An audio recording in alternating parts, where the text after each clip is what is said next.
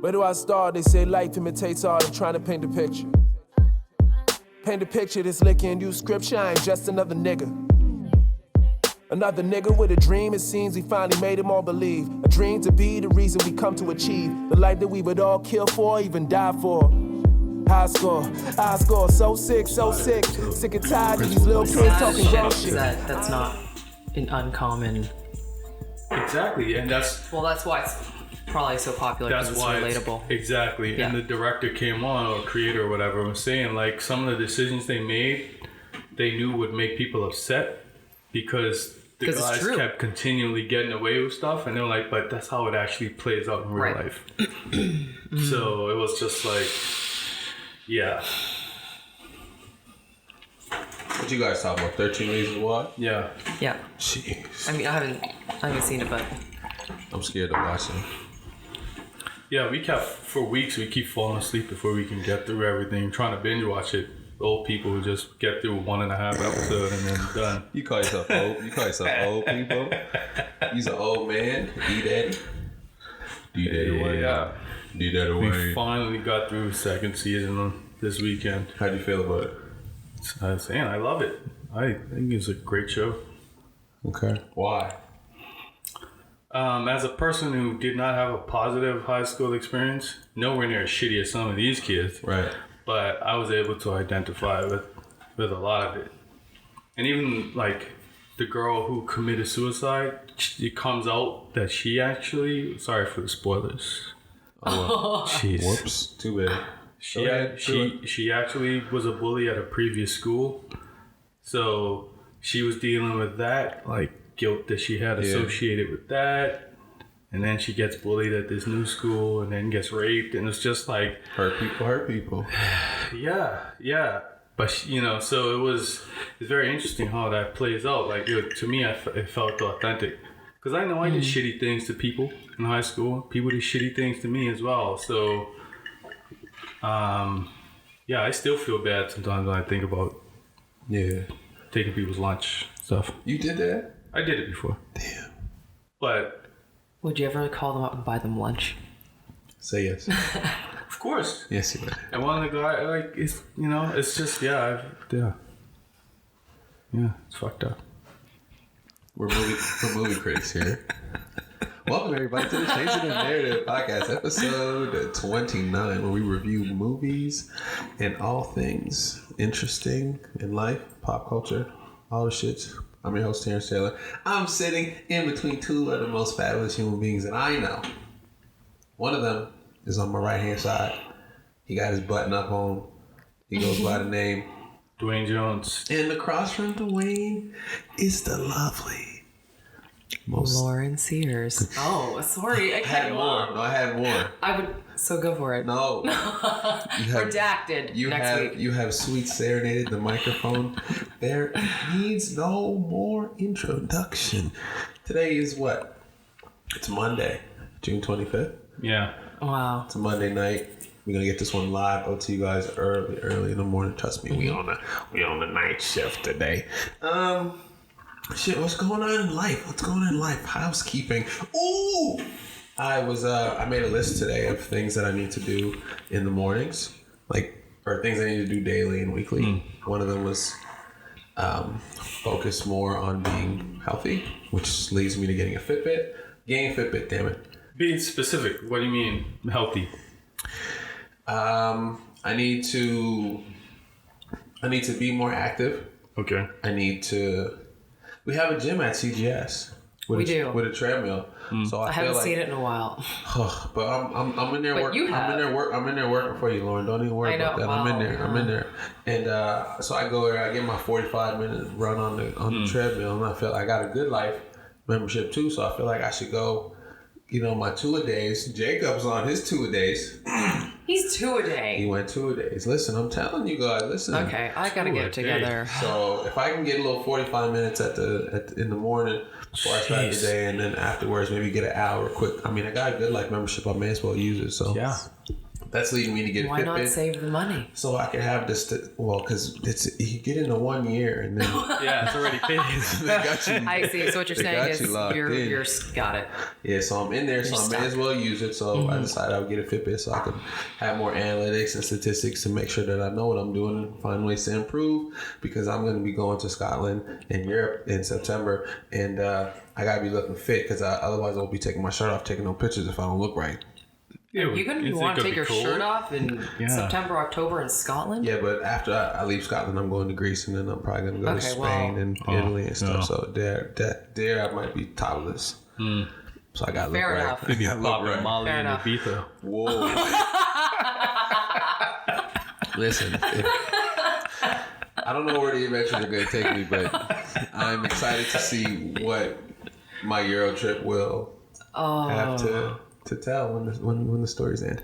Amazing. So yeah. So wait, can we make a hashtag for? I need to join the Terrence trade of like trying to get my shit together. Oh yeah. Because I'm going to Scotland with you, and I'm not saying I'll run off my top off, but I might as well get jacked because Halloween will be soon afterwards. You may as well get jacked. And if I play my cards right, yeah, part of that Carnival outfit will come back. Oh shit! Isn't it gonna be too cold though? No. Don't What's too cold on Halloween? Don't even put the thoughts in her mind. If you're indoors, I'm thinking. Okay, if you don't trick or treat, so that's different. I trick or treat. All my costumes have to consider if you're trick or treating in the outfit that you're gonna wear, you probably gonna get all the candy. Oh, the dad's just gonna be like, or your milkshake will bring all of the dads to the yard. So do what you gotta do, Lolo. Yeah. Save me some treats. Yeah. So there you go. So when are we starting our workout plan? We ran out of candy. Why did you run out of candy? You didn't see that one walk down the street with the feathers on? You can't even say. You just be like, I don't know. I don't know. We ate it. Somebody stole it. All of the kids came. There was a rush of like 47 kids, and they all came and we took all the candy. We had to give it away to the kids. You can't tell the kids they can't have no candy. Too kind. It's beautiful. Man. The fifth Good Music album came out. Teyana Taylor came out on Friday. So that and her album was 8 songs instead of 7. I'm not gonna assume why, but Teyana's from Harlem. It's very weird. Did you ever see her play the young lady in the Tyler Perry movie when she was Bow Wow's baby mama? Byron, where my money, Byron? Oh yeah, I remember that. That's right. Byron, he would smack somebody. Where my money, Byron? Oh man, part of my favorite moments is just listening to Terrence like do scat and like do little raps to himself and just mouth noise. Mouth noise. Where my money, Byron? Yeah, exactly. Byron. Anywho, she was listen to annoying. that Teyana Taylor. It's we were in here jamming to it earlier. I got my little 2-step on, which it felt good. Didn't Trump do some Trump shit this week? Oh, when does he not? But didn't he do something he like... did. So they were breaking up refugee families at the border. Mm-hmm. Oh, yeah. So they had, something like 2,000 people detained. They're sleeping with solar blankets in these large facilities. Yeah. But they have like fencing up, so these people look like they're caged. But like I said, they're separating kids from parents without telling them what's going on. And then they're waiting weeks for anything to happen. So everyone's been in an uproar about the treatment of these people because they're people. Yeah. Human beings. And that's like really traumatic circumstances for children, let alone parents. But anyways, he signed a bill to say we're not going to separate them at the border anymore. Now, I'm not really sure how they're going to reunite everybody that's been separated. And they said they might I'd be hiring someone to fix this, so it'll go faster. Hopefully. Good luck. That's crazy. But did you also hear that Sarah Huckabee Sanders, Trump's press secretary, she got kicked out of a restaurant in Virginia called the Red Hen because she works for Trump? Oh, really? How do you feel about that? I feel... So they came over and they said, hey, you gotta go because you work for Trump. You got to go. That's how I feel about that. I would rather you come up to me and tell me to leave than spit in my food. Well, this is true. Yeah, don't serve me. Kick me up. Somebody else might just put something else in her food. Hey. So, but how does this compare to something like Chick-fil-A, Ooh. where they don't believe in homosexuality and they don't believe in equal marriage and all those types of things, and likely wouldn't want to serve homosexual customers. Well, you know what? I thought about that the other day. There was a ruling. This cake designer, he refused to make a cake for a gay couple. Yes. And the law ruled in his favor. So I feel so I have two ways about that. I'm like, man, that's hateful, that's shitty. But then as a business owner and artist, I also feel like if I don't want to work for somebody, who can tell me who to work for? Because I make arbitrary choices to not work with clients all the time. But that's So where do you draw the line? Is it, your reason not valid, so you can't, and you have to do the work, and then you do a shitty job because you didn't want to do the work in the first place? We should go in on this topic sometime. I feel like we've opened this little can. But I don't know if we got into it. Yeah. I feel like we should at some point in time get into this. Yeah. I'll make a note. Yeah. Ooh. I wonder what kind of pen you're writing with, Lauren. This pen says host often. Brought to you in part by Host Often. Huh.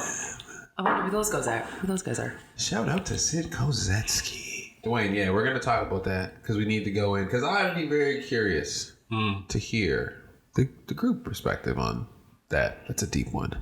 Yeah. Because I am at the point where I'm like, there are certain clients. We used to talk about this all the time, and maybe I shouldn't go into it. No, we'll leave it. Yeah, let's Okay. Let's get it next week. We'll get it next week. Yeah, for sure. The BET Awards happened the other night. I don't know if anybody watches BET or TV, but it was on. And Meek Mill debuted a new song called "Stay Woke." Oh, is that what it's called? Stay woke. Fuck. Stay awake. Yeah, Stay Woke. I think it's called Stay Woke. Okay. Why? Did you think it was called something else? I didn't know what it was called. I think it's called Stay Woke. I knew he was talking about police brutality or something, or those kinds of issues. You fact checking? Yeah, I'm fact checking. Yeah, Stay Woke featuring Miguel. Okay. Yeah, that happened. So he performed that at the BET Awards last night. That was pretty dope. Okay, so the reason I said fuck is because I got my woke stuff right. Yeah. I intended for it to be a quick, short-term wave. And it's not. And then I was like, pop culture has consumed it. Yep. It's now over for me. I'm not releasing any more woke stuff. Right. But then the demand, people keep asking for woke t-shirts. I was just going to say, Right. they're obviously asking you for them. Yeah. And that's why I have moments in culture. I just took woke and just scribbled sleep over it because I'm like, I'm over it. Yeah. No, that's facts. But it's not, the world's not over it yet. So what are you going to do? Well, I was told by a very intelligent woman that your wife? No. Okay. Sometimes you just have to follow. She's a retailer. Your wife is also a very intelligent woman too. Oh, she's super intelligent. Yes, okay, cool. Smarter than me for sure. Yeah. That you need to follow what the market demands sometimes. So I have to think about that. Yeah. No, do it. Hey, listen. Just capitalize for the moment. Create and pay them bills, baby. Create and pay them bills. I don't know if anybody got a chance to see it, but Netflix came out with a new series. Again? Unsolved. Unsolved, the murders of Tupac and Notorious B.I.G. I almost turned that on last night. You should have turned it on. It's a 10-part series, 45 minutes long. I have gone on record for stating that I wish that, what's it called? Straight Outta Compton. Straight Outta Compton, which is a 2.5 hour long movie, should have been a Netflix series. It would have been 7.5 hours long, like the story of the murders of Tupac and Biggie, which I think gives the audience enough time to really, it gives the writers enough time to really dig into this really good story that is longer than 2.5 hours, and it's longer than 7.5 hours. But I feel like this structure, the way it's been done, is really cool. I didn't leave my bed Saturday. Good for you. I watched the whole thing, and it was great. So if anybody is a historian, hip hop historian, a Netflix series enjoyer, check it out. It's worth your time and attention. Anybody else got anything? Oh yeah, we got a guest that's coming soon. We do. Yeah, we do. Give him a little tease. It's been a little while, but my friend Pam LeJean, who is Yeah. Sorry. Found me on this podcast. She found Changing the Narrative and posted it on my timeline on Facebook because it's the only social media platform I have. Yeah. And called me out and said that she found us. So yeah, she did. I thought, because Pam's a kick-ass caper Paralympian, who I believe, girl, I don't know, I just been creeping your social media when I follow you. Ooh. A little bit of Snapchat, a little bit of Facebook. Yeah. That you might be switching sports. Yes. Well, yes, might be switching disciplines. Still throwing, but switching disciplines. Okay. Did I follow that right? We're going to dig into these types of questions when Pam comes on the show. Does Pam have a last name? LeJean. Yeah. Pam LeJean. Yes. Paralympian. Pamela LeJean. Canadian Paralympian. Canadian. Nope, it's not LeJean. She's a caper. LeJean. LeJean. Yes. Was Paralympian, and I met her when I was working at Pursue It. Yeah. Raising money, because Pam was going to Rio in 2016. Ooh, so she went to yeah. Rio. She went, she saw, she kicked some ass, but we can dig into that because... Yeah, we will. Yeah. We look forward to Pam. We look very forward to Pam. Girl, we excited. When you free? She coming through. We gonna hook it up. Yep. Don't even tell the people when. They're just gonna get it. It's just gonna drop. What y'all do this week? Well, okay, so my good music embargo is over. There we go. There we go. He's back on the train. I broke down and downloaded Pusha T. Okay. How'd you feel about it? Okay, so I guess more or less how you felt with Nas. Okay. I think I like it. I only listened to it once. Yeah, you need more than that. I'm just kind of... And then it was like, because of the 7 song thing, it ended so quickly. I was like, Yeah. what the fuck's going on? Oh, it's over. Yeah. Obviously, and I listened to Charlamagne's take on it too, so that's kind of jaded me a little bit, but it's luxury drug dealer rap for old people, Yeah. for 40-year-olds. What does he call it? Contemporary. Wow. Contemporary drug. Yeah. Contemporary trap or something. Some grown man hip hop music.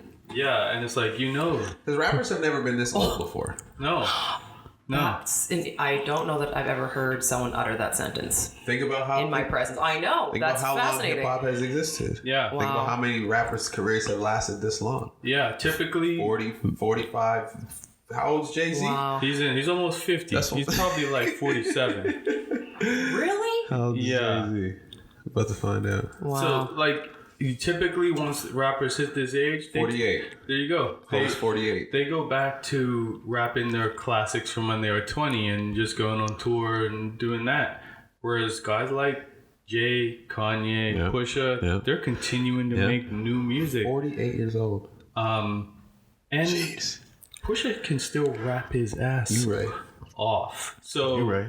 like, the just the intelligence, and it's all, what you're gonna get. You're gonna get some guy talking about some high-end coke deals that he did on some like brand that I'll never be able to afford, but he does it in such a way that it's not like some cats are just like, they're just bragging and sound stupid. Yeah, yeah. He's doing it like, you'll never understand this and you'll never relate. Yeah.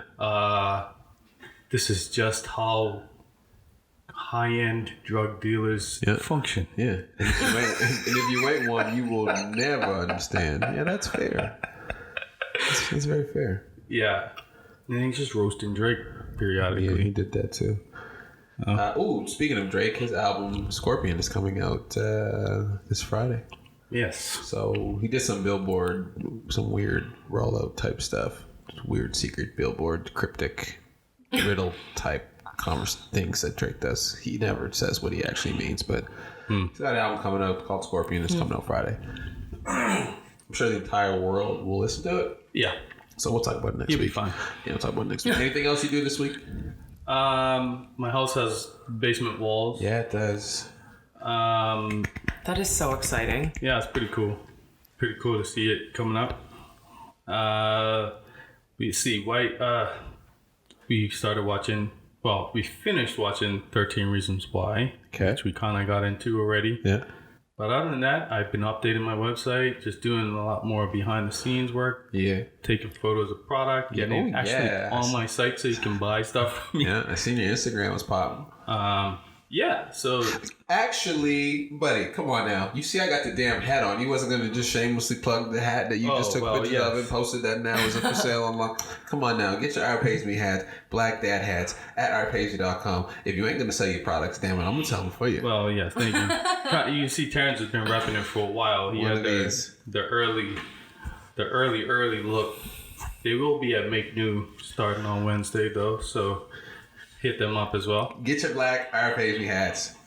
Black Dad hats. I got one on. Don't not try to be like me. Lauren, what did you get up to this week?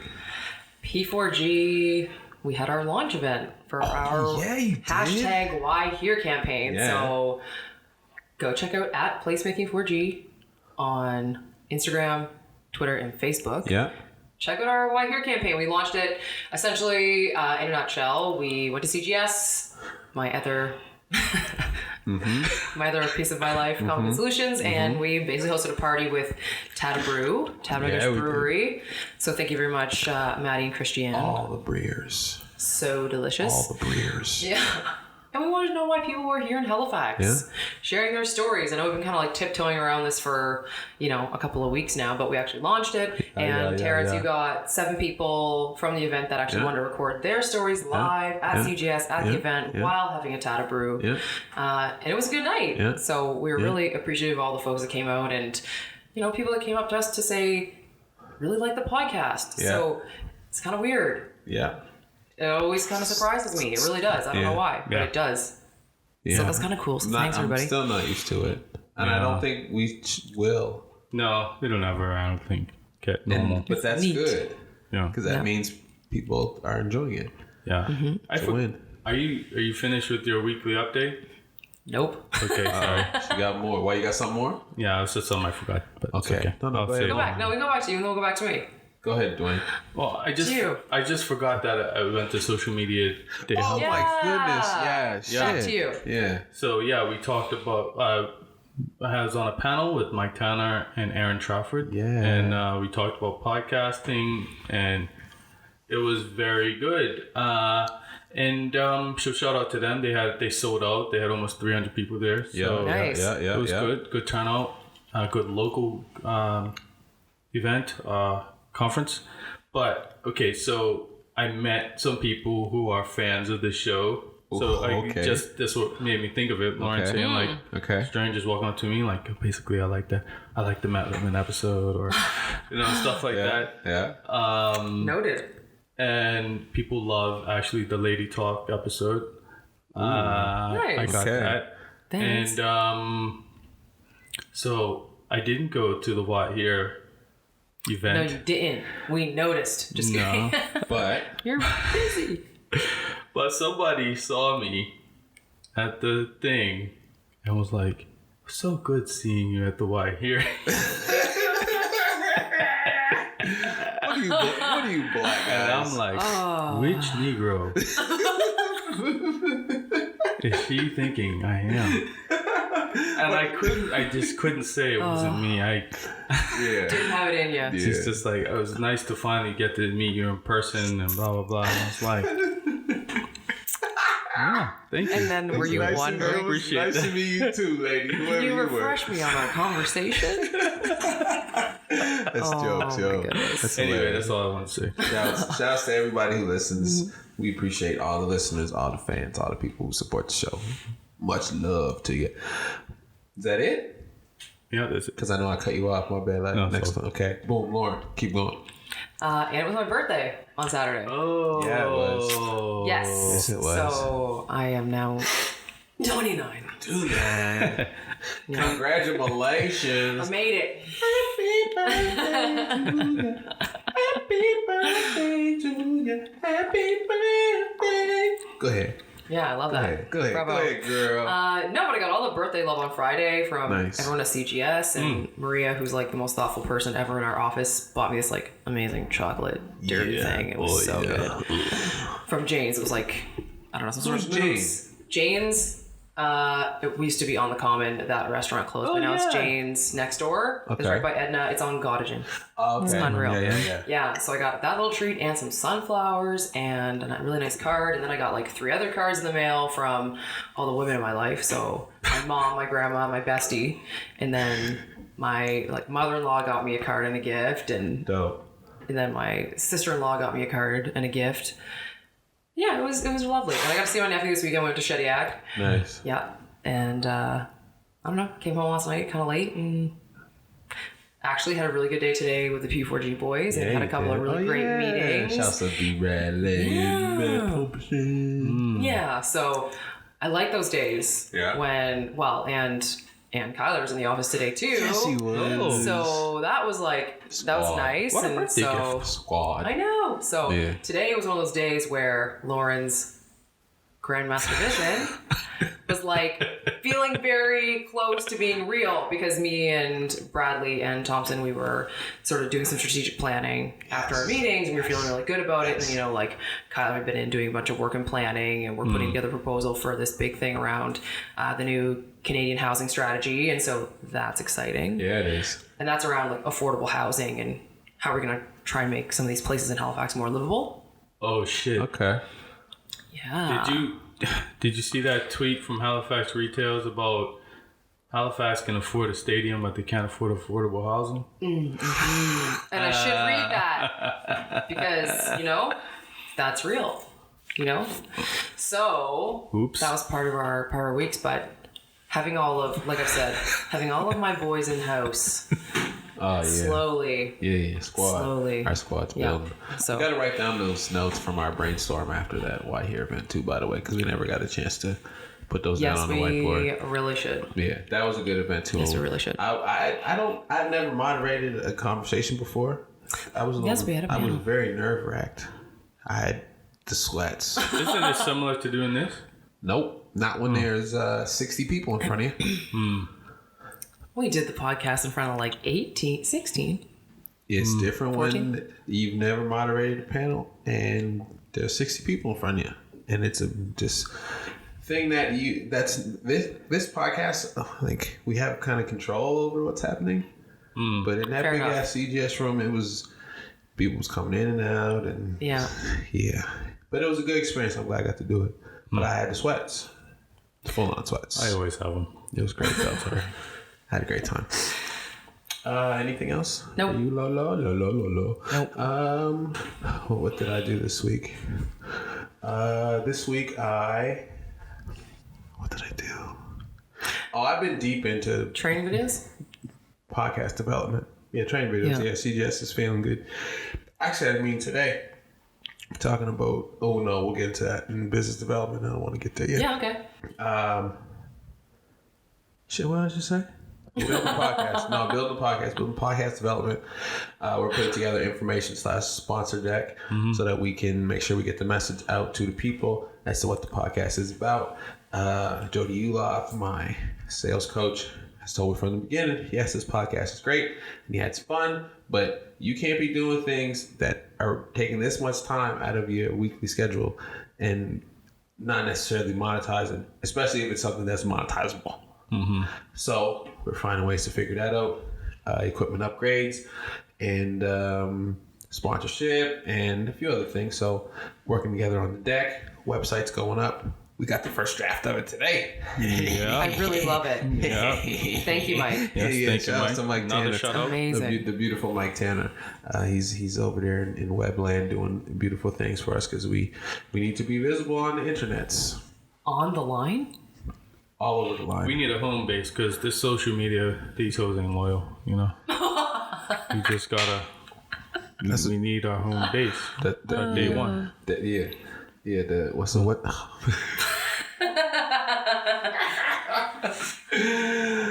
Oh, I love Duane. I love this guy. Shit. What the hell were we just talking about? It's about your week. Your week. Oh, my week. We're getting the website done. You're doing CTN. No, I'm just trying to think. Sell. Yeah, Well, other than that, I didn't really do much. I watched the Biggie series. I It was a slow week. That's that's it. Like Okay. that's really it. I've been in the podcast grind. So yeah, we on to that. Do we have a lesson? Anybody learn anything this week? You motherfuckers better learn something. I had one, and I go. forgot to write it down. Amy. Yeah, I know. What happened? Somebody had to learn something. Lauren.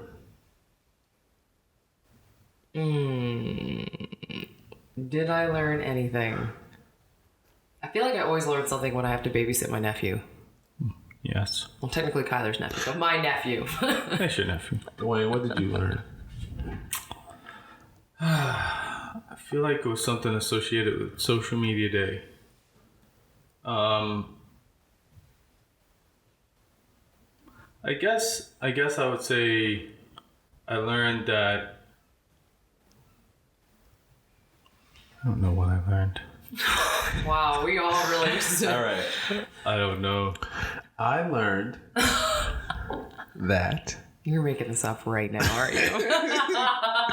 it is important to take ownership of your name because people can and will use your name to profit off of and pocket themselves. Are you speaking to an example? So I was at A personal example? I was at a place of cannabis sale. Okay. And they had these really cool papers. And they're called Burn One for Bernie. No, they're not. Bernie, referring to Bernie Sanders. He also has, you remember the Obama, like when he had the color scheme of like the red, white, and blue on his face, Yes. and like, so he's got the stolen Obama illustration. Burn one for Bernie. The eye on the dot on the eye is a cannabis leaf. And somebody is profiting off of Bernie Sanders' face and name to promote cannabis use. Let me... Oh, jeez. And I feel like that's illegal. It is. Actually, that was my lesson. Oh, go. So at Social Media Day Halifax, we had Not a Scary Lawyer on Twitter. That's her at. I think it's at not a Scary Lawyer. I went to her presentation and it was all about like copyright stuff. Okay. So I'm like, can you tell us this about is this? the shit. So basically, it's a problem and it's not a problem. She's like, okay. Basically, lawyer talk is it depends. So great, because that makes everything depends. Legalese clearer for all of us. If you can do it and Bernie's people don't see it or don't care, then you're fine. But obviously, if Bernie is protected the name Bernie, and then there's Bernie's likeness, you can't profit. He has a right to come after you legally. However, I mean, Bernie has the money to do it, so that he could. But say the average person, like someone like me, for instance, as art pays me, someone were to steal something that I designed or use my name, I don't have any money for a lawyer. They got me. Corporation steals from me, they got me. It's like, what are you gonna do, basically? So it's my lesson is, I guess, is like Terrence said, protect your name. Interesting. See, because when I look at this, I'm like, is it off just enough for it, like, not to totally be... No, she mentioned that. That is bullshit. Bullshit, because, like, everyone knows that that's Bernie Sanders. Okay. Exactly. It's clear that it's Bernie Sanders. There you go. Burn one for Bernie, folks. Yeah. Damn it, wrong way. And she said, basically, if you have to really, like, do that kind of gymnastics... then you probably did something wrong. Illegal. Yeah, got it. Yeah, for sure. Shit. Okay, cool. Protect your name. Put some respect on your name. Yeah. Or put a check at the end of my shit. Yeah. Straight up and down. That said, it's really expensive to protect your names. You better get your money up so you can get your lawyers up. Shit. Yeah. But then what? You sue somebody who has no money, and then what? That's the thing. You get It's the principle of the thing, Terrence. Yeah. They just put a cease and desist on you. She said for the most part, like if someone like us who were to violate a large brand, they send us a cease and desist, and that's usually enough. If we choose to not, well, they have enough money to fuck with us if they want to. Yeah. So you just have to decide for yourself if you want to put yourself through that. Right. Can't we all just share? That's what's supposed to happen. That ain't how life works. You girl, you know that. Yeah, that's sarcasm. Okay, good. In case you guys I will lay it on more thickly next time. Okay, protect your name. This week, we want to talk about our businesses because this is supposed to be a business podcast. Mm-hmm. Parts of it, yeah. I mean, to some extent, we're all entrepreneurs and business owners. Yeah. We're all building a thing.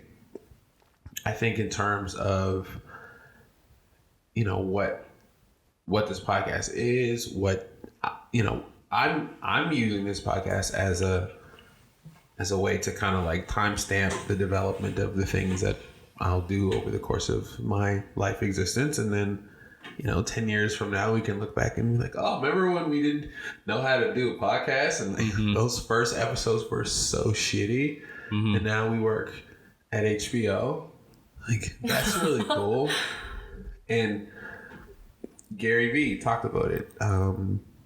Document your journey and use content to either educate people or share stories or talk about what you're doing or what you know about. And I think we use this podcast to ask a lot of questions, but I also think it's part of, our brands. It's helping build our businesses, me specifically in the production of audio and video content, for the both of you in terms of promoting the businesses that you have / and work for. Yeah. So I feel like there's an interesting way we can have a conversation around, how we're using the podcast to build our businesses, but also actually we'll park that one. I first want to talk about like what we're doing in general to build our businesses, build our brands, build the things that we're creating, and like what we are doing currently, what we want to do in the future, kind of some ideas. I just want to open the floor for a conversation and let the listeners kind of have a behind the scenes in on like what we're trying to do and why, and maybe take some of our conversation, maybe spark some creativity and imagination in other people doing something that's important to them. Yeah. How about that? Can we do that? How about that? Okay. Sorry, I'm frigging around with the microphone right now. I don't know why I'm frigging around with it. Anyways. No, you sound good. You sound great. No, I figured I wanted to like sit back and then I'm like, no, I don't. Anyways. You're adjusting. Well, you're good though. I'm just fidgeting. Good. Welcome. Well, maybe we should go right back to the beginning. Like if you don't have a business, if you don't have a market, if no one wants your stuff, whether that be a product or service, right, you don't have a business. That's facts. That's facts. So it's kind of the first thing. You got to know that your idea is a good one because you need to shop it around a little bit. And so I think, in the case of Placemaking 4G, that's kind of where you started. We thought we had, I know this is not necessarily my business directly. Well, it is, but I mean in terms of like us kind of, I figure a lot of people don't know how to start anything, so I'm kind of starting from scratch, if that makes sense. Mm-hmm. Yeah. Okay. Yeah, So anyways, the idea for Placemaking 4G came about by saying, okay, we're sitting around in Halifax, got lots of students coming from around the world. Lots of my friends have left. They think they have to go somewhere else for jobs. Yeah. I don't really know where to find a good job. It took me a while to find my good job, and it took a lot of work. Okay. Of those problems, how could I maybe help? And that's kind of how Bradley and Thompson and I started P4G was because we said, we now have the connections and the network. We all have business development experience or sales experience, customer service experience. We can talk to people, get to know what the real problems are in their businesses. We have some statistics about out-migration, youth out-migration, or millennial turnover rates in their jobs, 1.2 to 1.4 years. How can we help millennials stay in their jobs longer? Because we've all found jobs that we love and or passions that we're pursuing that we hope to turn into full-time jobs. How can we help use our experience to make this easier for our peers? Because it sucked. And how can we help our communities by saying, we need more young people here, start passing the torch, give them some opportunity. And so we just started having conversations with some people and sort of shopped around the idea, knowing that the way this could look would be in the way of a recruitment firm. It just so happened that the more conversations we had, people were more receptive to it. They challenged us that no one would actually pay for it. Because who wants to invest real money in your junior positions? Whereas you'd invest a lot more money in finding an executive. Right. You know what I mean? That's going to be helping you run strategy, make decisions, find customers, all those things, driving a company versus Joe Blow that just got out of school. Like, what the heck does he know? Right. And our argument is that in future, you want to be investing in the talent because the talent won't stay if you don't. And the talent, from our experience, the jobs that we love and stay in are the ones where we feel like our personal values marry our professional lives. So if we can find you those kinds of folks, we just solved your problem. And so it just so happened that the people that thought we couldn't get paid for that, or we wouldn't find paying customers, they were wrong. Of course we now have paying customers. We just need to find more of them now. Yeah. So this is actually where we are in our business at this moment. And why we're meeting today and talking strategy is because we are all doing this off the sides of our desks, meaning we all have full-time jobs that we need to feed ourselves. Yeah. And in the case of Thompson, 2 kids and a third on the way. Oh, shit. Congrats. Oh, yeah. Yeah. Much love End to of you, August. Papa. Okay. Oh, jeez, baby. Yeah, so, yeah, I know. And I look at us and I'm like... Yeah, I know. Hey, don't even... Please, Lauren, please don't even get that conversation started. I don't even want to talk about that. No, that's a whole other thing. Yeah. And so... I feel like, actually, though, we should get into that conversation sometime soon. I will write it down. Because people in their young 30s, late 20s, in theory, you're supposed to have been had babies and just started families by now. In theory. In theory. There's a lot of us that haven't, and there's a lot of us who feel like we should, and some of us don't, and there's pressure and shit. Lots of anyway, it. We could. That's another topic for another day, but it's on the list now, so we'll get into it. Yes. Keep going. And so, where was I? Where were you? Talking about Matt Thompson having kids. So now, kids, yes. So we all have full-time jobs. We have to feed ourselves. We have sales. Yeah. We have some money in the bank. That's super exciting. But it's not enough money to get to quit my full-time job to do this full-time. Right. This is where we're at. Right. Because we don't get to work on this full-time, we are missing opportunities. Because when we actually get an opportunity to spend time on it, we make money. Right. Or we have way more leads and we're this much closer to money. Right.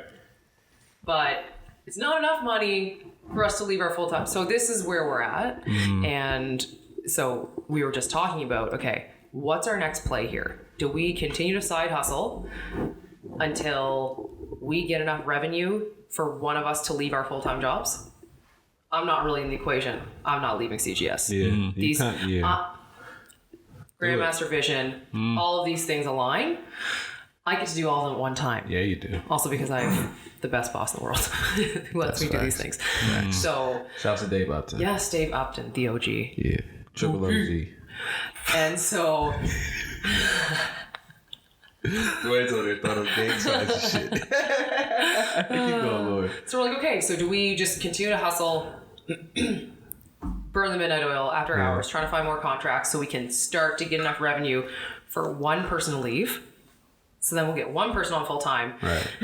But then we got to get X couple $100,000 worth of revenue for someone else to leave their full time job. Right.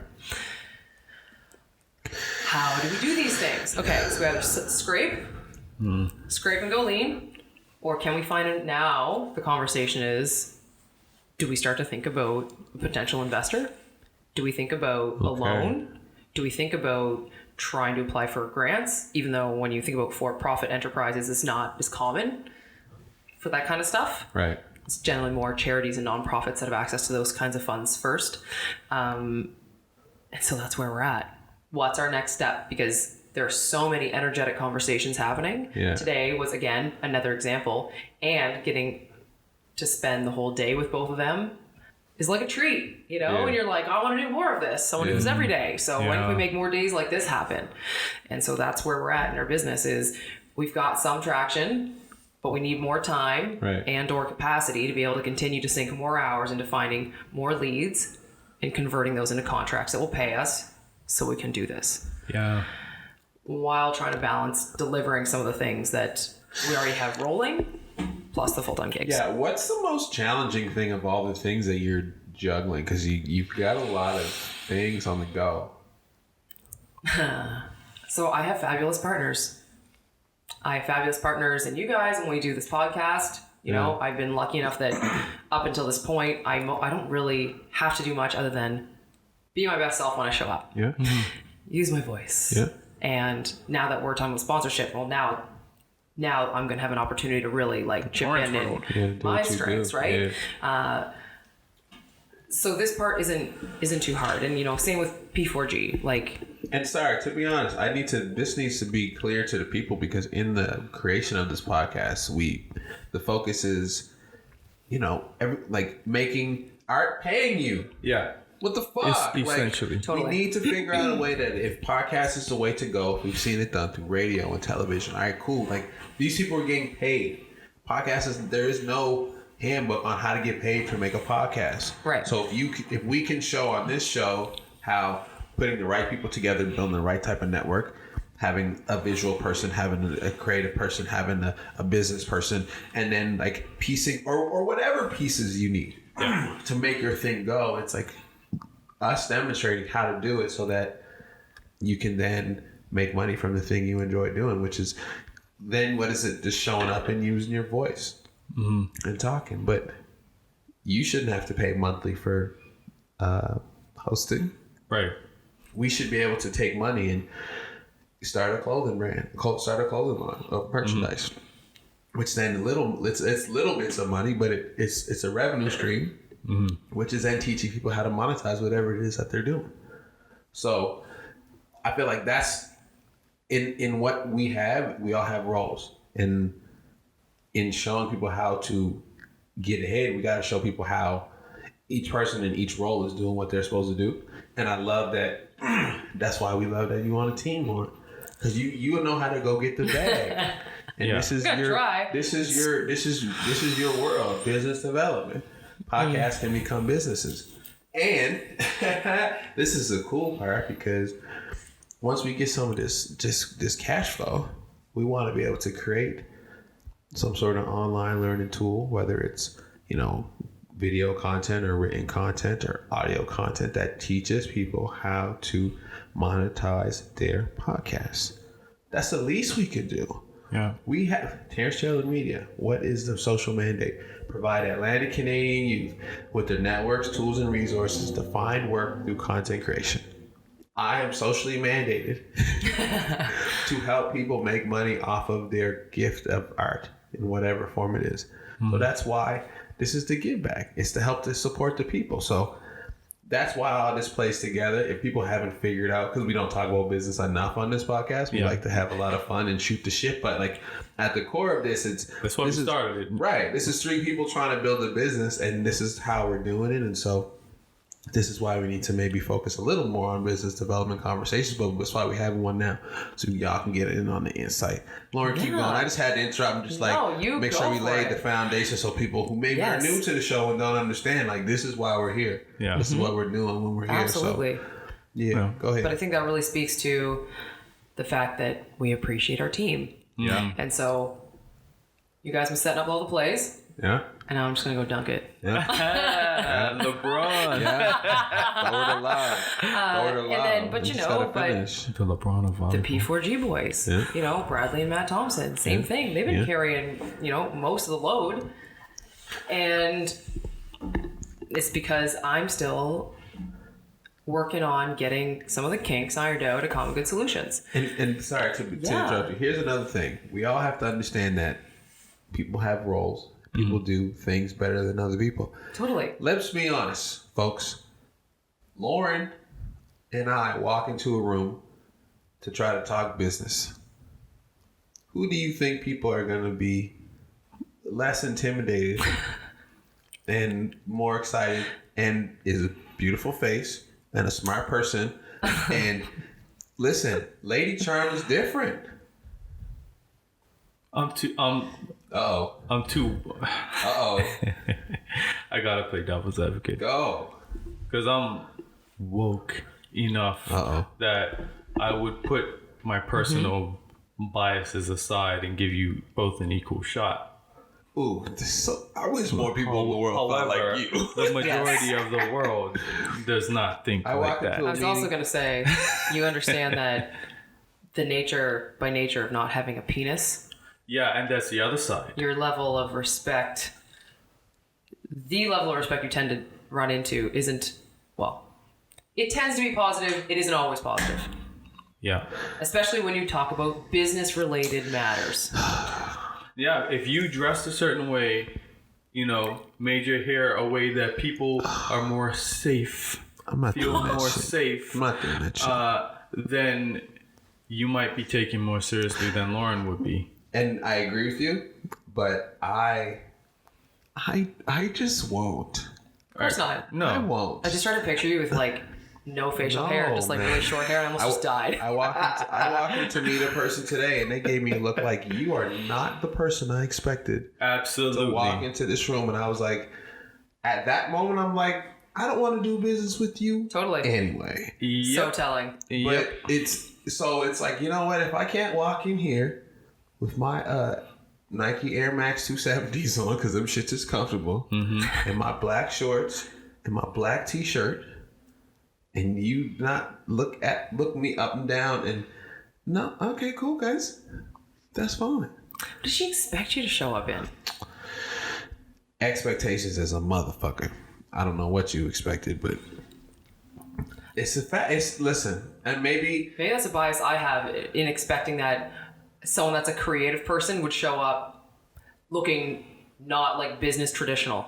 I would expect someone from the creative space I would expect to be thrown for a loop because you don't. Yeah, but sometimes my emails don't sound like I'm a creative person. They sound like I'm a very professional business person. But you are a professional business person. Right, you are. Right. Yeah. But when I don't dress the part, and you, but listen, I'm telling you. I know. So from that, it's like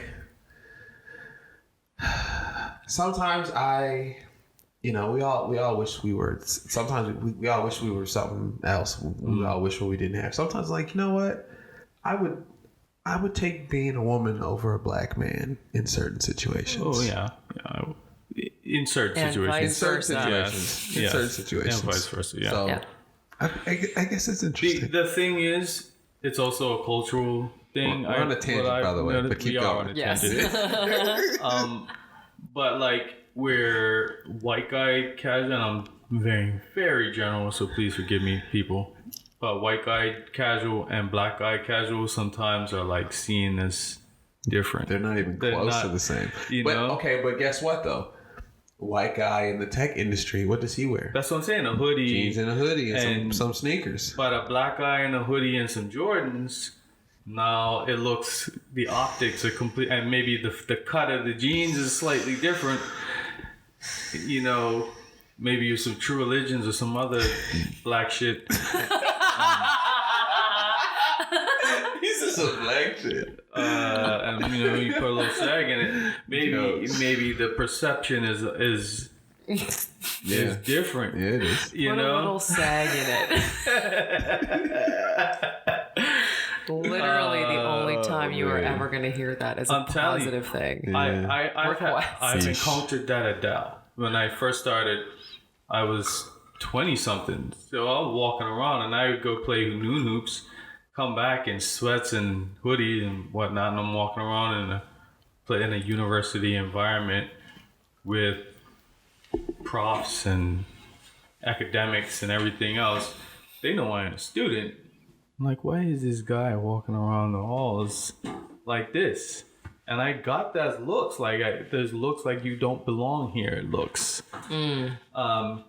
But then 20 minutes later, when I come out of the shower and I got my work gear back on, it's like, oh, I blend in. So it's the idea of that, like, I can be two completely different people when I go to the gym versus when I am dressing to look a certain part with my button-up shirt and dress shoes and pants. And it makes people feel very uncomfortable sometimes when I'm just in my normal, I don't have my superhero costume on. Well, it's like, well, you guys would know. You go from constantly being in gym clothes at practice all the time, and then we'd have to go to like an athletic banquet or something when I was playing like university ball. Everyone's like, who's that? Who the hell are those women? Because it doesn't look like that shit when it's sweating in a gym. Let's dial that back. So, you're talking about men or just people in general? Well, men, people in general, just like, shit, you guys clean up. So real nice. They never thought you guys were hot in your volleyball stuff? Yeah, but it's different. It's athletic hot. Yeah, you're like sweating. You're not going to have like lipstick on. And like, I mean, some chicks be wearing that shit, but it's different. If you're a real athlete, you're not wearing full face of makeup when you're playing. Unless maybe it's game day. Because game day is like war paint. That's a different. Yeah. Oh, really? You can't fully made up on game day? I mean, not fully made up, but there was a routine. Yeah. There was a little bit. Oh.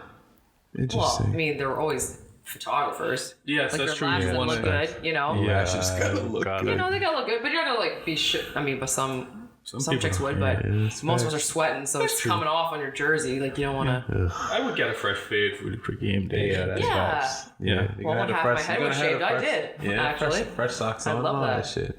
No, I feel you. Let's get back on. Sorry. Yeah. No, that's great. I love our tangents. Duane, talk about. So that's let's. Yeah, where were we? Oh no! So I did want to highlight one part though. Go. Because P4G is like a baby startup. Brand new, just incorporated in October, just had our first set of sales, just landing our first contracts, like figuring out how to make it a legitimate business. CGS has been around since 2012. Our co-founders had like 25, 30 years of business experience. These are some like veterans. Yeah. Okay. So we are now in the phase where we had significant growth over the last year and a half. So when I joined the team, I was only employee like 7 or 8, and now we're at 20. So nice. That explosive growth is like, you got the big contracts to get the funding so you could hire a bunch of people to really blow up. And now it's like, okay, now we're moving into like real medium-sized business. We're not as startup-y anymore. We have real revenue. It's good, but we're not out of the woods yet. Yeah.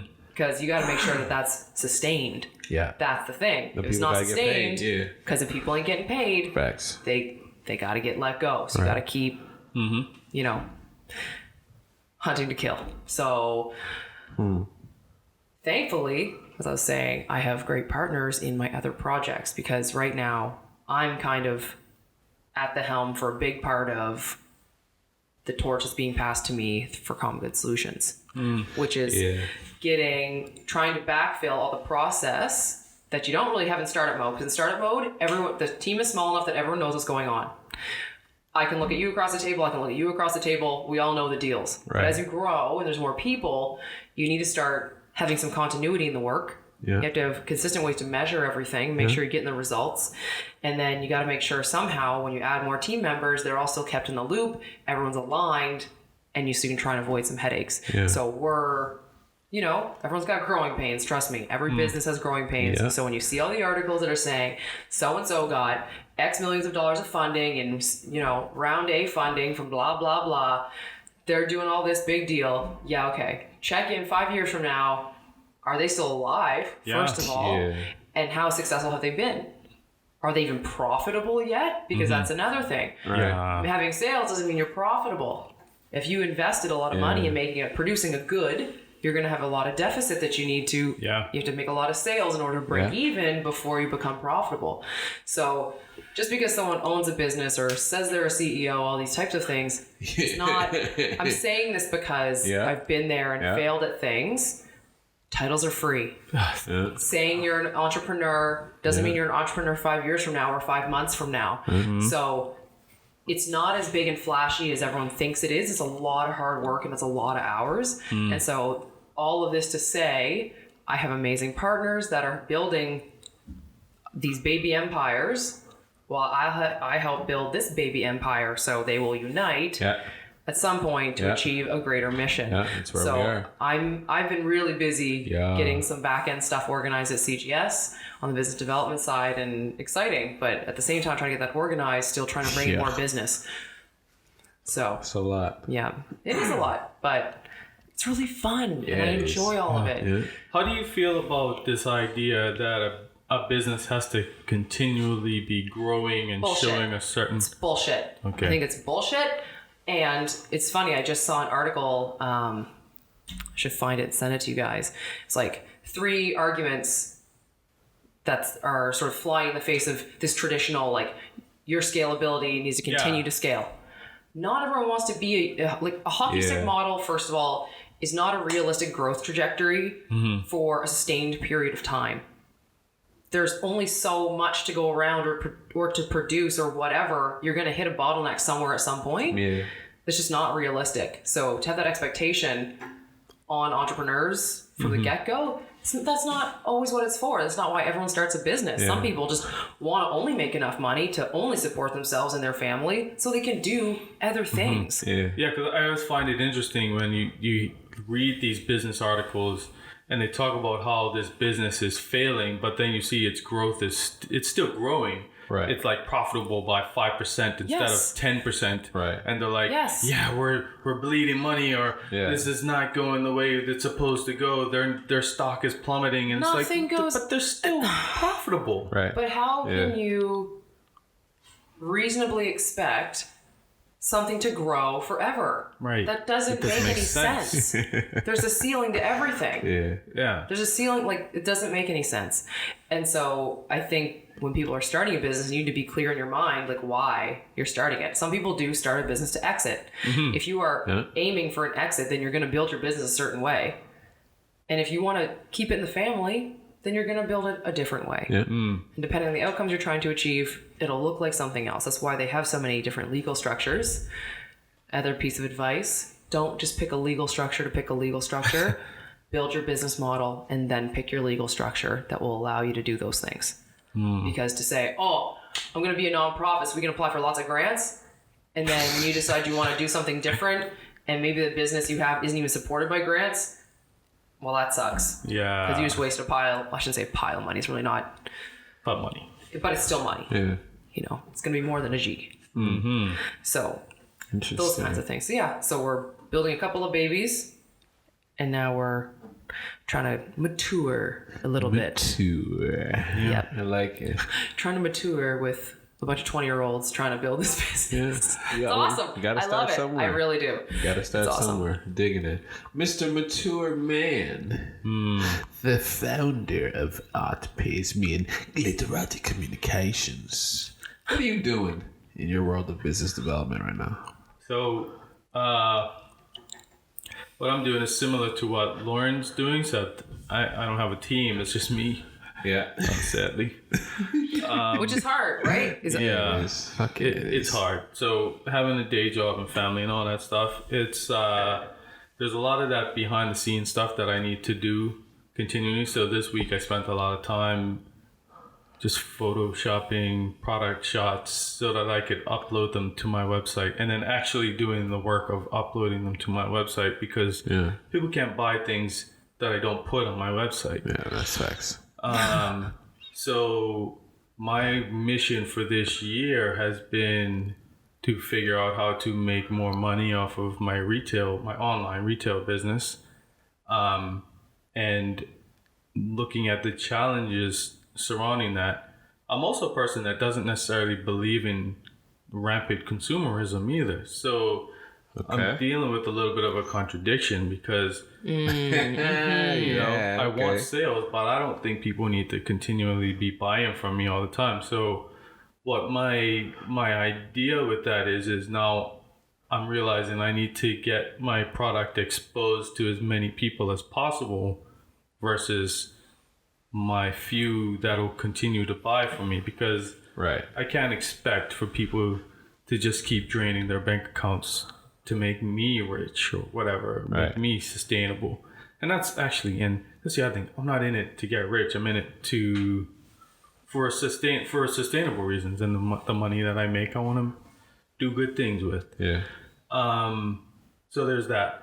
But I'm realizing it's difficult. Like I hit plateaus where I don't make sales for a while, and then I have moments where I am making sales, but then every sale I make means more work because I have to fulfill the order. Right. And I have my freelance side of the business, which is Glitterati Communications, which I initially wanted to completely get rid of so I could focus solely on getting products sold. But I've recently realized that getting rid of that side of the business probably isn't as sustainable for me as I think it would be, because if I can get a $500 contract, that goes a long way. $500 from the clothing side doesn't, getting $500 in sales doesn't mean I made $500 in profit. Right. In some cases it could mean I just made $50 in profit or $100. Right. It's not always going to be the margin that I want it to be. Whereas if I'm doing a service for somebody, a digital service, which is graphic design, that $500 is my $500, period. Right. Yeah. So let's just highlight that for a second. Business 101. Here we go. When you produce a good, like I said, you got to sink money into making that thing before you can sell it. So you've already lost dollars. Yeah. And now we're coming back to a service where you might not, if you're doing something for somebody that doesn't really cost you anything, then you're going to have more profit. Exactly. And you got to sell something for a profit if you're trying to make money. So you have to have a margin. Right. And I say this because, and I know perhaps it sounds like I'm being really, business momish. Yeah. Or patronizing. I don't mean to be patronizing. Nope. Like we meet with clients a lot that really don't have these types of understandings of business. So it's like, you can't just sell it for something really cheap because you don't want people to have to pay a lot of money when you spent more money making the thing. And I know that sounds really silly, but it's true. We all go through it. And, it's fact. So you need to sell it for more than what you paid for it to produce it. Yeah. I was at basketball a couple of weeks ago, and one of the guys said, I love those Pays Me sweaters, man, but they're too expensive. Anything you can do for me as a deal. Get the fuck out of here. Oh, man. I'm just like, I really wish I could, but it's just the fact that I already spent the money on them shits. I gotta make the money back. Yeah. That shit's I so see this. annoying.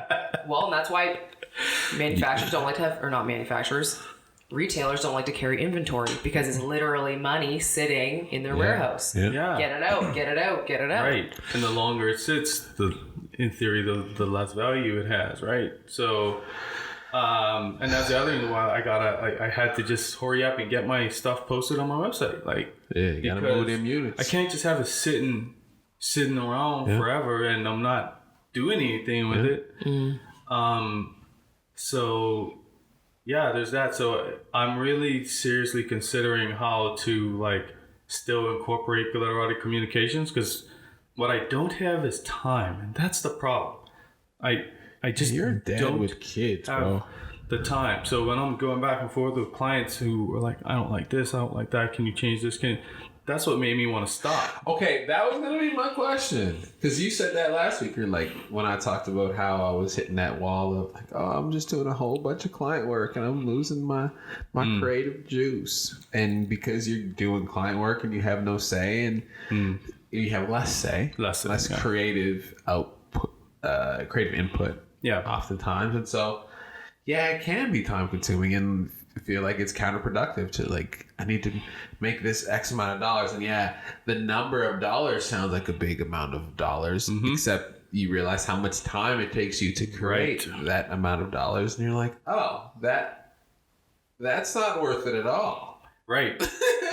And plus the headache and the stress and all the bullshit that you don't need. Right. You're walking around hating life and being pissed off and cranky and everything else because you're dealing with client bullshit. Yep.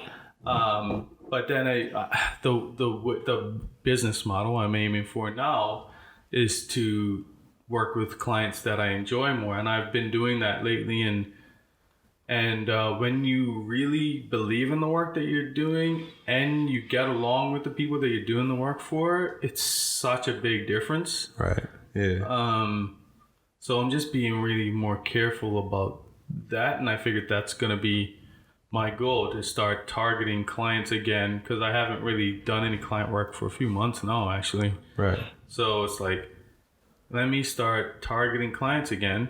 Yeah. I started in, and here's the other thing, like, I used to have a website, a cargo collective website with a portfolio and all that stuff. Took it down a couple years ago when I started taking Art Pays Me seriously.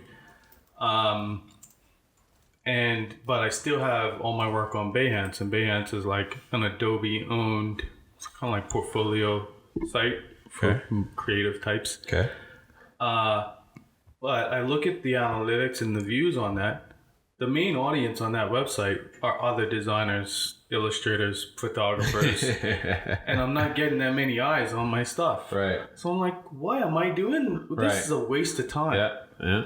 So then I started to think, why don't I put my portfolio on Instagram? What happens if I do that? Yeah. Because I have had people reach out to me based on Art Pays Me's Instagram and say, I like your aesthetic. I'd like you to work with me. Right. So I've been toying with the idea of having a Glitterati Communications Instagram account where I just put like all the different projects that I worked on, and then I can finally build it enough that I can get that number that I'm looking for. Right. Yeah. Interesting.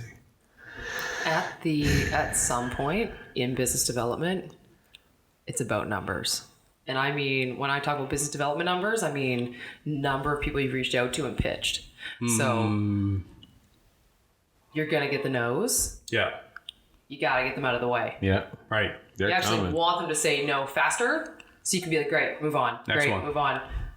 It's the one, so the best ones are the ones that say yes. And it usually takes, and so I say this for the people because it takes usually way more than one touch point. What's it, like 7 on average? Yes. 7 So when touches? I say touch point, if you're trying to make a sale to somebody, a touch point is an email, a call, a text. I mean, usually you don't tend to text a lot professionally. Some people do though, a DM, but a meeting or whatever, stuff, that's one touch point. It usually takes average 7 to get to a sale and for someone to say yes. Okay. So you just kind of got to hit the pavement at some point. And this is where I see a lot of folks start to trip up because they're just nervous to get the no. Yeah. You just got to kind of, Duane, you can take the punch, man. You just got to take the punch. Yeah. And then you go on to the next one because you're going to knock it out. Right. So you got to put yourself out there. People don't know.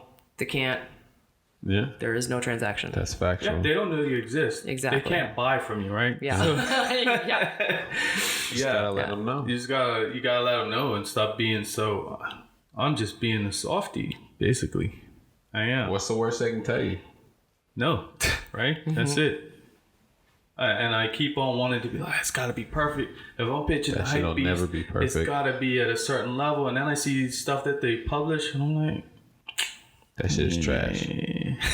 I'm gonna say it for you. That shit is trash. Get that shit out of here. So I don't know.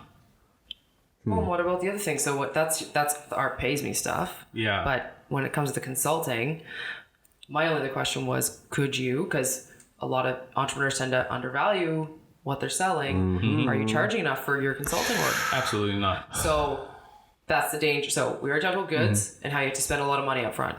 When you talk about services, you need to pay yourself adequately for your time.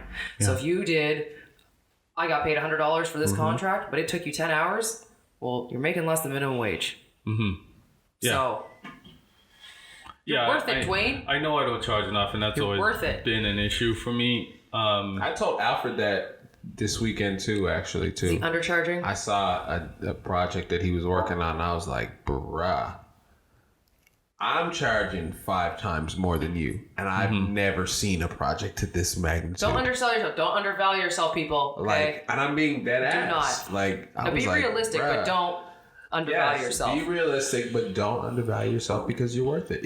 And that's the thing. If you don't say you're worth it, people are not going to volunteer to pay you more money than you're asking for. Yeah. Ever.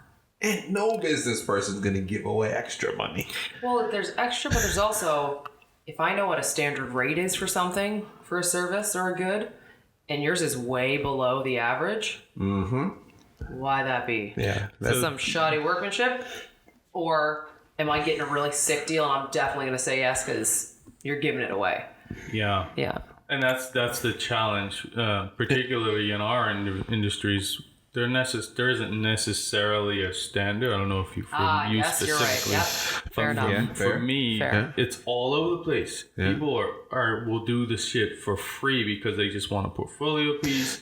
To people who will charge way less than they should. To people who an agency will charge you like hundreds of thousands of dollars for something that I would do for $1,000 or $500. Yeah. So. That's the hardest part, yo. People don't know how much is a fair rate, and I have an idea what I think a fair rate is. I've approached people with that and gotten yelled at, and there are other people who say, yeah, I'll pay. Other people who just say, oh, okay, I'll be in touch, and then you never hear from them again. So again, it's that, what's the worst thing that can happen? They say no. That's the worst thing that can happen. It's not a big deal, really. A lot of people will say no. A lot of people will say no. If you're asking enough people, a lot of people will say no. Yeah. Shit. And I used to have this thing too. I'm like, well, I got a day job, so I don't need to charge as much. But no. You need to charge what you're worth, regardless of. They don't know that you have a day job. Or they not. Don't give a shit either. Yeah, it's not about my living expenses and all that other stuff. It's about the value of your work. The value of my work, period. Absolutely. Yeah. And are you trying to make a living of your own way? Yeah, eventually. I'd like. So then you gotta. This to be my. Yeah. I mean, I like I said, I like what I do at Dow. I do enjoy what I do. But if you ask anybody if they could do their dream job who works at Dow, they'd say, yeah. I mean, what's your dream job? If your dream job is to be a rock star or whatever the case, like, yeah, I do it. Well, this is my dream job. Right. Making shit. Yeah. Podcasting. Making art. I did the paintings because I used to say, for Moons of Culture, because I said, when I retire, and I don't have to work, what I do is just paint all day. Yeah. Well, why can't I do that today? No. Fuck yeah. So I love it. Yeah. So, that's my goal. So people at Dow, please don't give me grief. I'm not leaving anytime soon. No. But honestly, why wouldn't you want to do the thing that you enjoy more, that you do for fun? Like, we're literally paying money to do this podcast, so you guys can listen. We pay our own money for these snacks, people. Okay, investments. These materials were paid for. We pay monthly subscriptions and all that kind of stuff, and you guys don't have to pay to listen to us. We pay to give this information to you. So, passion, baby. Think about it. Yeah. That's great. If we could actually get paid to do this. Hey, we about to get the bag. Y'all about to find out the bag. You're not about to find out how much is in the bag, but you about to find out that we about to get the bag because we need a bag for doing what we love to do. Yeah. All right. So what's going on? So there's TTM. I'm connected to CGS now, which is pretty cool.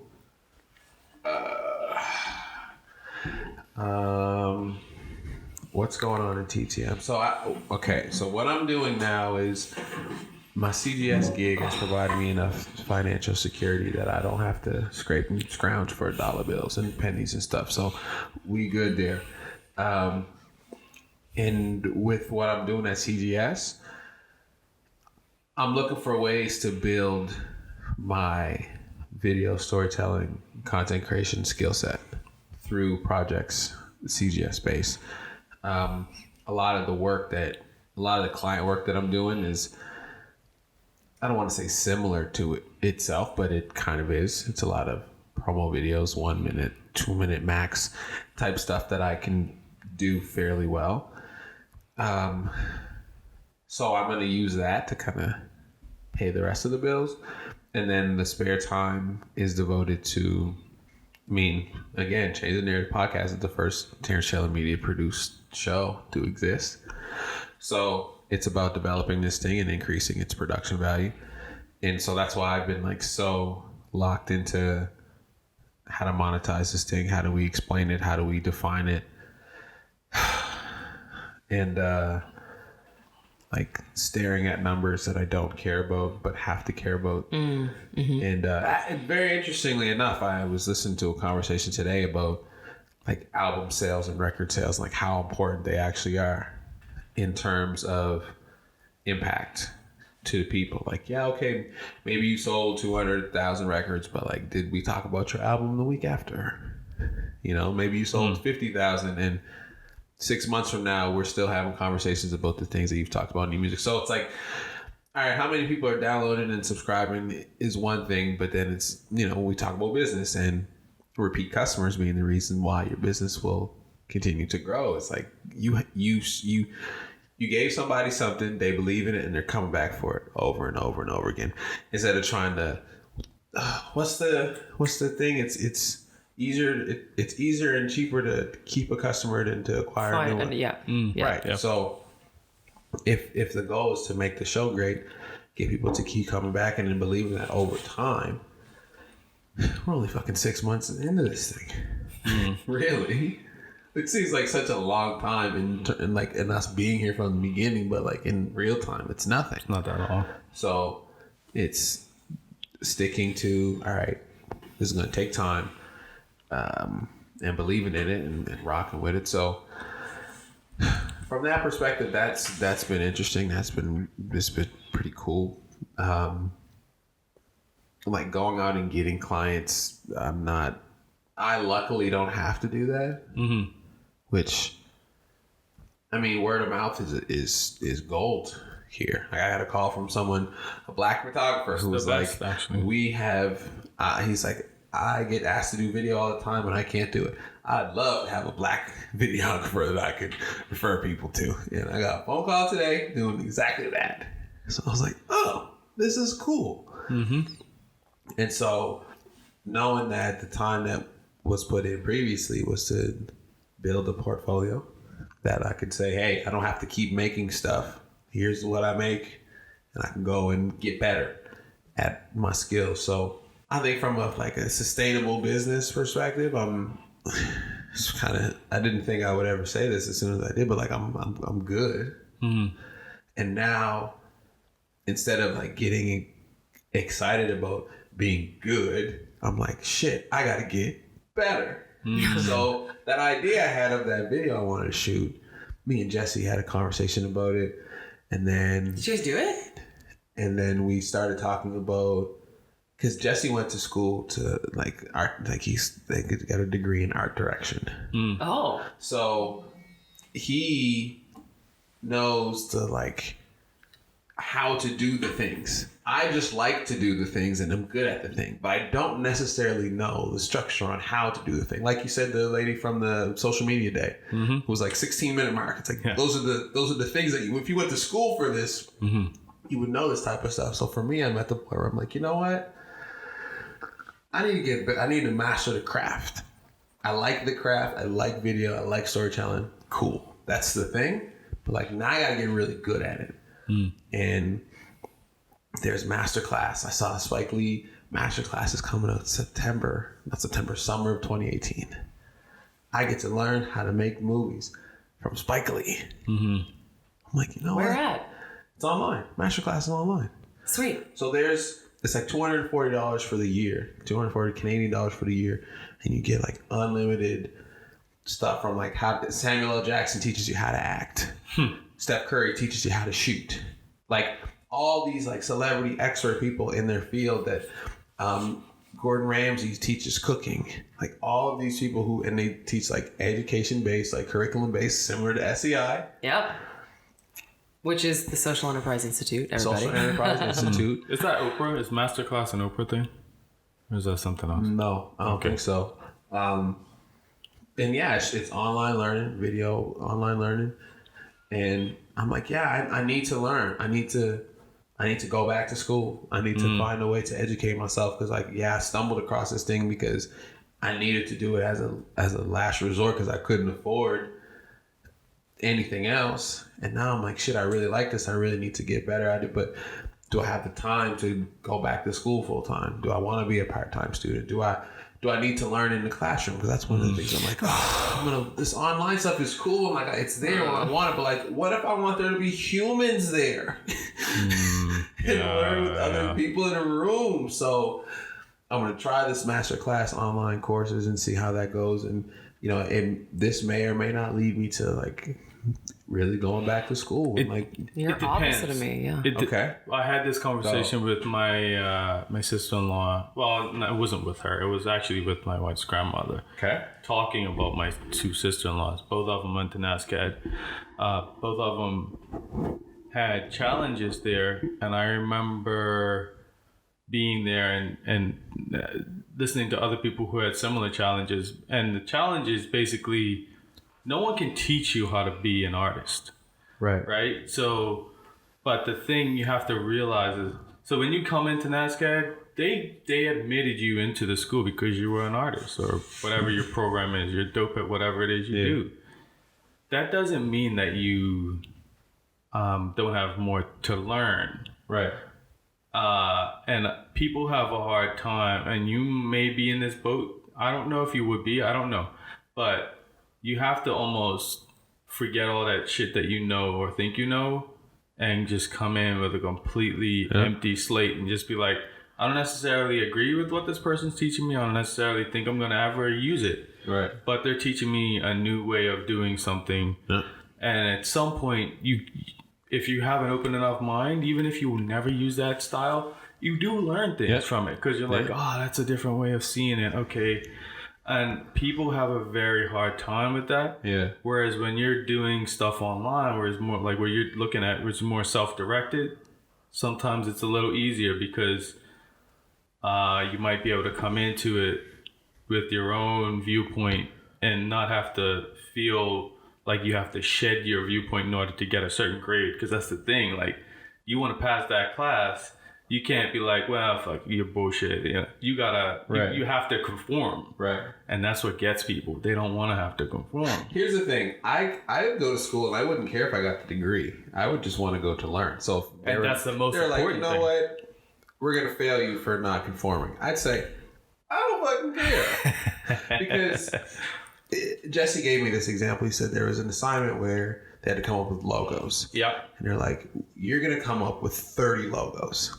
He was like, this is absurd and unnecessary. That's what they do.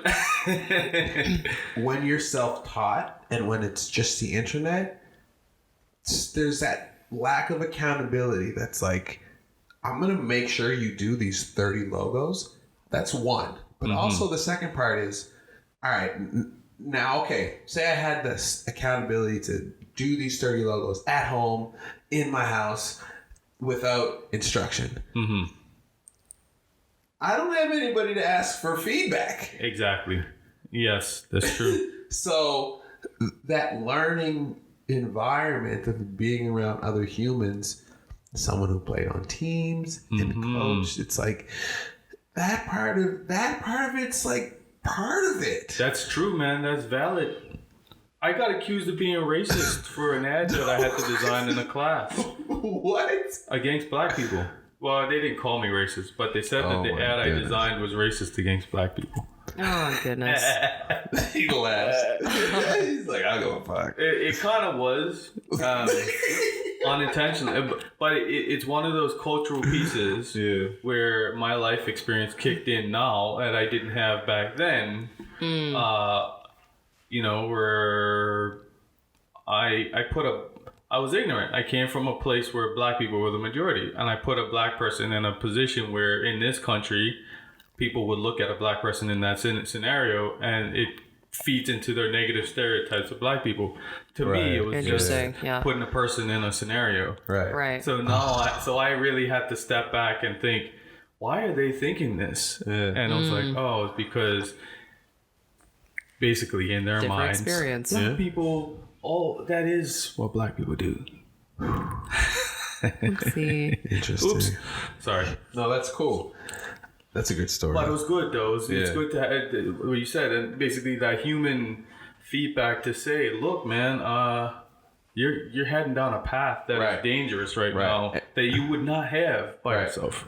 Right. So it's going back and forth on that, and then still trying to find ways to challenge myself through the work that creating at CGS. And I'm like, all right, okay, yeah, the project says I'm supposed to do this, but can we maybe do these other things as well so that I can find a way to like take this 15-minute, if I want to travel across Scotland and interview someone for 15 minutes, I may as well interview them for 25 minutes and then take that other 10 minutes and do something a little different with it. So nice. It's called a twofer. Right. But it's constantly me being having to like come up with ways to challenge myself that maybe they don't exist, and there's maybe no one that's like, I walk into CGS and I feel so loved. So like I can come in there and do 30% work, and I feel like people would be like, this is fucking great. But for me, I'm like, I need to do 130% work, and the only person who can hold me to that standard is me. Nobody else knows what percentage I'm giving. Like I'm in control of that. So this is a fascinating thing about creative entrepreneurship. Yeah. Like, so because no one else in our place can do video. Right. What the hell do we know? Right.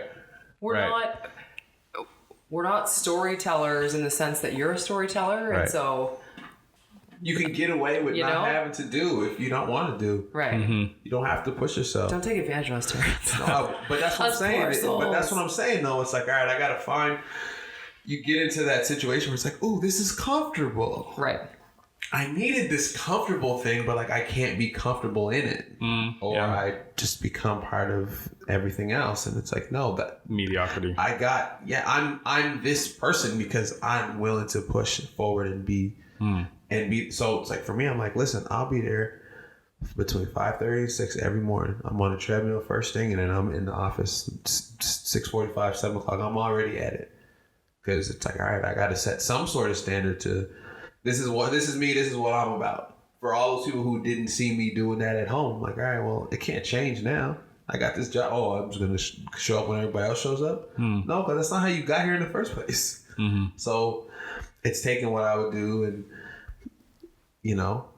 carrying that over into as many ways and lanes as possible and keep building, because complacency is a bitch. She'll sneak up on you and get you. Yep. So you gotta fight her off, but not physically. Metaphorically. Yeah. This is the Change the Narrative podcast. You can find us at CTM Podcast on Instagram, Change the Narrative Podcast on Facebook.